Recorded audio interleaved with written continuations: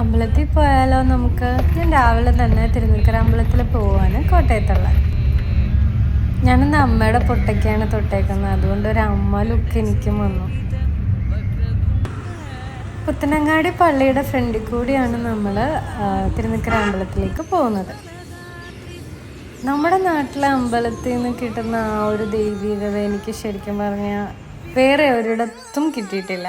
അപ്പോൾ എനിക്ക് ഈ അമ്പലത്തിൽ പോകാമെന്ന് പറയുന്നത് ഒരു പേഴ്സണൽ ഹാപ്പിനെസ് നൽകുന്ന ഒരു പ്രത്യേക കാര്യമാണ്.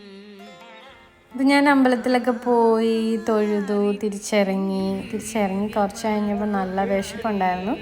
അപ്പോൾ കോട്ടയത്ത് തന്നെയുള്ള അമ്പലത്തിന് തൊട്ട് സൈഡിൽ തന്നെയുള്ള കോവ ഇഡലി എന്ന് പറഞ്ഞൊരു കടയിൽ കയറി. അവിടെ വെച്ച് ഞാൻ നല്ല ഇഡലിയും ചമ്മന്തിയും സാമ്പാറും ഒരു ഫിൽറ്റർ കോഫിയൊക്കെ കുടിച്ചു. അപ്പോൾ അത്രയേ ഉള്ളൂ ഇന്നത്തെ അമ്പലത്തിലെ വിശേഷങ്ങൾ. Thanks for watching.